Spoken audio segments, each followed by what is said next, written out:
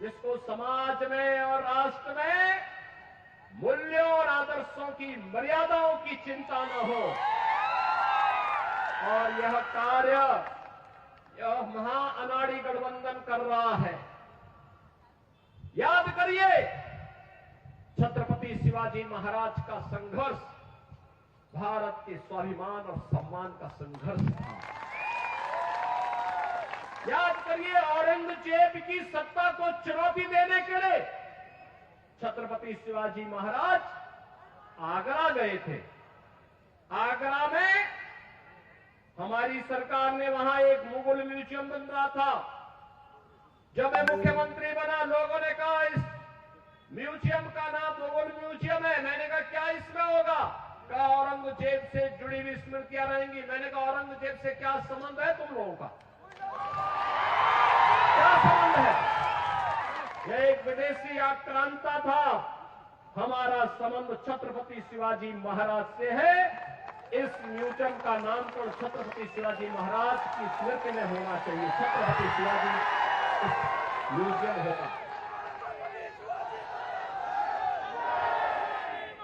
बहनों और भाइयों, छत्रपति शिवाजी महाराज ने जिन मूल्यों और मर्यादाओं की रक्षा के लिए संघर्ष किया था, विपरीत परिस्थितियों में संघर्ष किया था, संभाजी महाराज ने जिन मूल्यों के लिए संघर्ष किया था, जिन अभियानों को लेकर के कवि त्याता टोपे ने देश की स्वाधीनता के संघर्ष को आगे बढ़ाया था, आज उसी संघर्ष में हम भी उससे प्रेरणा प्राप्त करके अपने देश और अपने समाज के लिए कुछ कर सके, यही कहने के लिए आज मैं आपके पास आया हूं। यही कहने के लिए आज मैं आपके पास आया हूं। आप याद करिए, कांग्रेस 1947 में देश की आजादी के तत्काल बाद से लेकर के लगातार लंबे समय तक देश के अंदर शासन करने का अवसर कांग्रेस को प्राप्त हुआ था। क्या कांग्रेस ने कभी ईमानदारी से भारत और भारतीयता के बारे में सोचा? ये वही कांग्रेस है जिसने बाबा साहब भीमराव अंबेडकर का अपमान किया था। ये वही कांग्रेस है जिसने बाबा साहब भीमराव अंबेडकर को चुनाव में परास्त करवाया था। और यही कांग्रेस है जो लगातार भारत की सुरक्षा के साथ सेंध लगाती रही। याद करिए, आज एक समय था जब पाकिस्तान भारत के अंदर आतंकी वारदात को आगे बढ़ाता था। एक समय था जब पाकिस्तान के घुसपैठे भारत के अंदर घुसकर कहीं भी बम विस्फोट करते थे।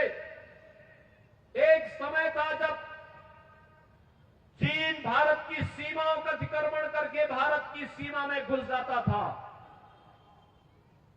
कांग्रेस के लोग कहते थे, जब हम लोग उस समय मुद्दा उठाते थे, कांग्रेस के लोग कहते थे, अरे बोलिए मत, संबंध खराब हो जाएंगे। उनको अपने संबंध खराब होने की चिंता थी, देश की सुरक्षा की चिंता नहीं थी। और आज मोदी जी के नेतृत्व में नया भारत है। अगर भारत की सीमा का अतिक्रमण करोगे तो फिर राम नाम सत्य है की ही यात्रा निकलेगी। अगर भारत की सीमा के अंदर जाकर के विस्फोट करोगे तो एयर स्ट्राइक और सर्जिकल स्ट्राइक इतनी जोरदार तरीके से होगी कि उनका आका पाकिस्तान भी कांप उठेगा। और यही हुआ है। आपने 3 दिन पहले का समाचार पढ़ा होगा, जब आपने देखा होगा कि चीन की सेना पीछे हट रही है और भारत की सेना बॉर्डर पर गश्त कर रही है। यह है नया भारत। नया भारत यही है जो कार्य 500 वर्षों में नहीं हो पाया, वह काम मोदी जी के नेतृत्व में अयोध्या में रामलला के भव्य मंदिर के निर्माण को लेकर के आज हो पाया है। आतंकवाद का जो इस देश को दिया था। कश्मीर में धारा 370 के रूप में मोदी जी आए, अमित शाह जी गृह मंत्री बने और कश्मीर में धारा 370 समय हमेशा के लिए दफन हो गई, समाप्त हो गई। अब कश्मीर में भी चुनाव हो रहे हैं। मैं कश्मीर के चुनाव में गया था। चुनाव के दौरान जब मैं जम्मू एयरपोर्ट पे उतरा, मौसम थोड़ा वहां खराब था।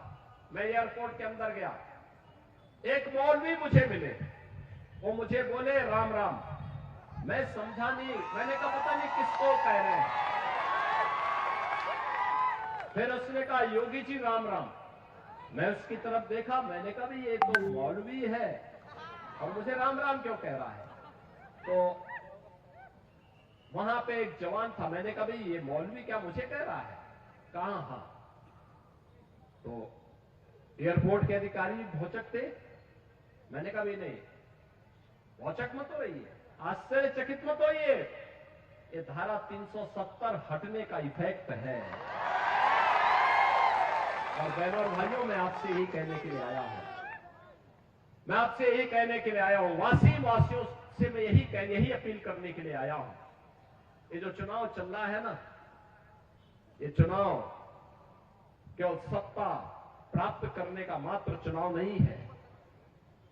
मोदी जी के नेतृत्व में एक भारत श्रेष्ठ भारत बनाने का जो अभियान चल रहा है, महाराष्ट्र इसमें और मजबूती दे, इसकी अपील करने के लिए मैं आया हूं। भारत दुनिया की बड़ी ताकत बने, इसकी अपील करने के लिए मैं आपके बीच आया हूं। आपसे कहने के लिए मैं आया हूं कि सत्ताएं तो आएंगी जाएंगी, 1947 से ही होता रहा है, लेकिन हमारा भारत रहना चाहिए और भारत दुनिया की सबसे बड़ी ताकत बनना चाहिए, मोदी जी के नेतृत्व में बनना चाहिए। यह कहने के लिए मैं आपके पास आया हूं। तभी चेहरे पर खुशहाली आएगी, हर नौजवान के हाथ को कार्य मिलेगा, हर बहन और बेटी सुरक्षित होगी, स्वावलंबन के साथ आगे बढ़ेगी। अन्यथा ये लोग तो भारत और भारतीयता को, ये जो महा अनाड़ी गठबंधन है, यह तो भारत और भारतीयता के स्वाभिमान और सम्मान के साथ खेलने वाला है। याद करिए, यही कांग्रेस, यही एनसीपी, यही लोग थे जो कहते थे राम हुए ही नहीं, कृष्ण हुए ही नहीं। ये वही तो लोग हैं। आज चुनाव के समय भले ही आपके सामने कुछ भी कह रहे हो, लेकिन इन पे विश्वास करने की आवश्यकता नहीं। याद करिए, अयोध्या में भगवान रामलला का भव्य मंदिर 500 वर्षों के बाद इस बार पहली बार रामलला ने अपनी जन्मभूमि पर भव्य दीपोत्सव और दीपावली का आयोजन के साथ इसका आनंद लिया है। पूरी अयोध्या ही नहीं, पूरा भारतवर्ष दीपावली के रंग में एक एक दीप से जगमगाता हुआ दिखाई दे रहा था। और याद करिए, अयोध्या के एयरपोर्ट का नामकरण क्या है? इंटरनेशनल एयरपोर्ट अयोध्या में बना है और एयरपोर्ट का नामकरण महर्षि वाल्मीकि के नाम पर हुआ है।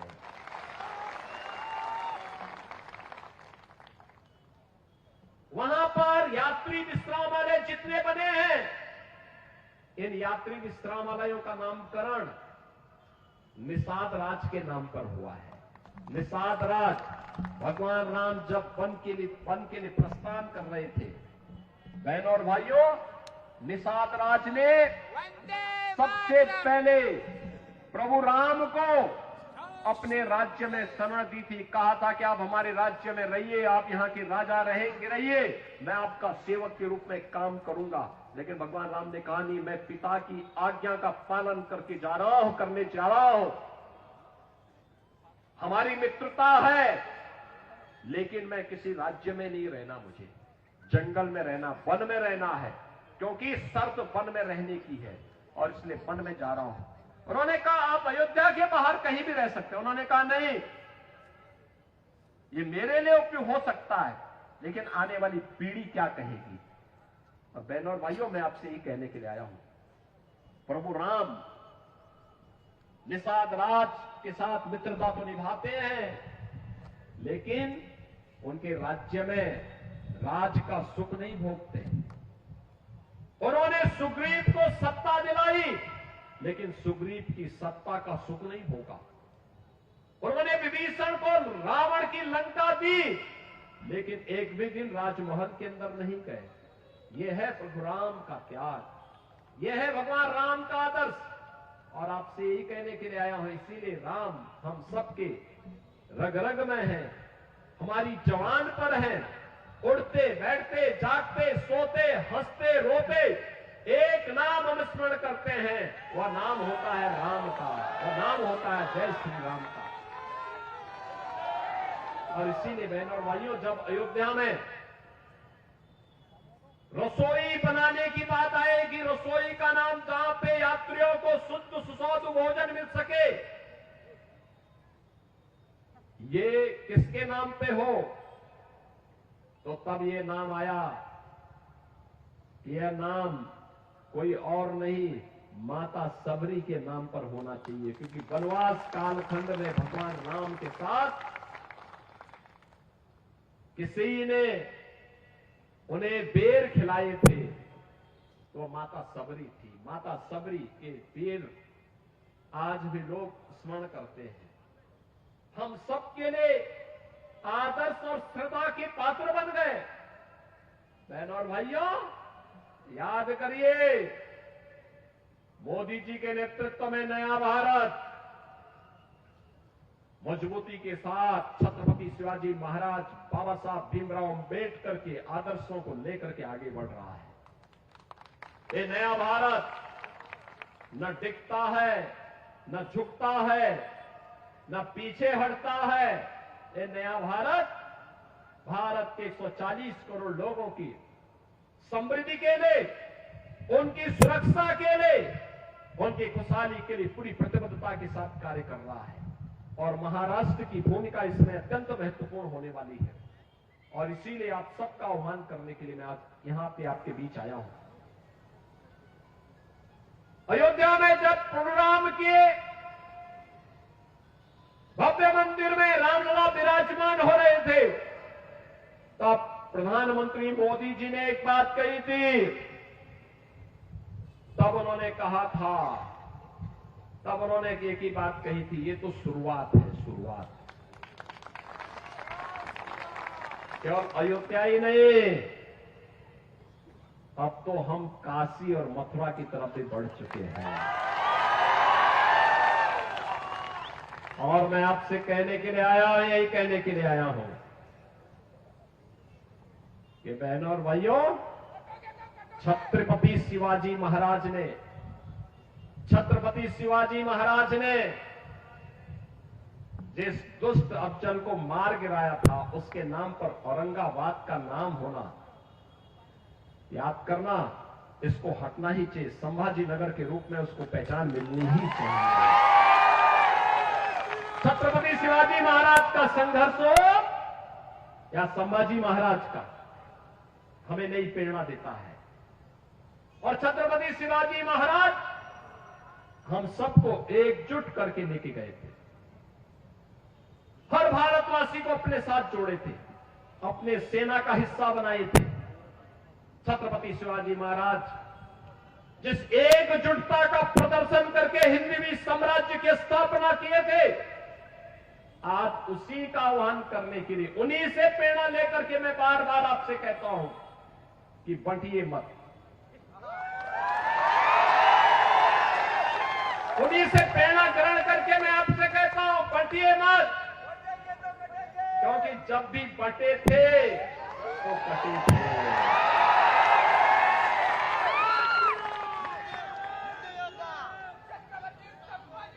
एक है तो नेक है,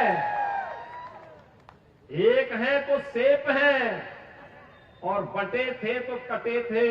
हमें बटना नहीं है, एकजुट होना है। एकजुट होकर के यहां पे महायुति गठबंधन को, जो मोदी जी के नेतृत्व में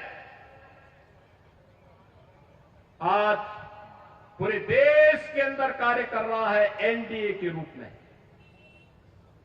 एनडीए के रूप में काम कर रहा है। भारतीय जनता पार्टी लीड कर रही है मोदी जी के नेतृत्व में।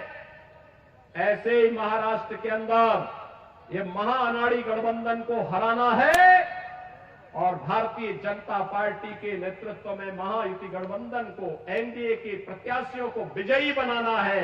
और इसी के अपील करने के लिए आज मैं आपके पास आया हूं। श्री श्याम बाबू खोड़े को वासीम से भारतीय जनता पार्टी ने अपना प्रत्याशी बनाकर के आपके बीच उतारा है।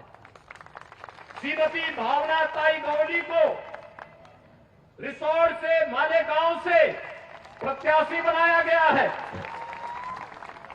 श्रीमती सईताई दहाके को करंजा से प्रत्याशी बनाकर के आपके बीच उतारा गया है। आप सबका आशीर्वाद इन प्रत्याशियों को प्राप्त होगा। हाथ खड़ा करके थोड़ा जोरदार क्या भाई, आप आशीर्वाद देंगे, विजयी बना के भेजेंगे, सभी लोग बना के भेजेंगे। मेरे साथ फिर बोलेंगे भारत माता की, भारत माता की, भारत माता की, छत्रपति शिवाजी महाराज की, छत्रपति शिवाजी महाराज की जय श्री राम।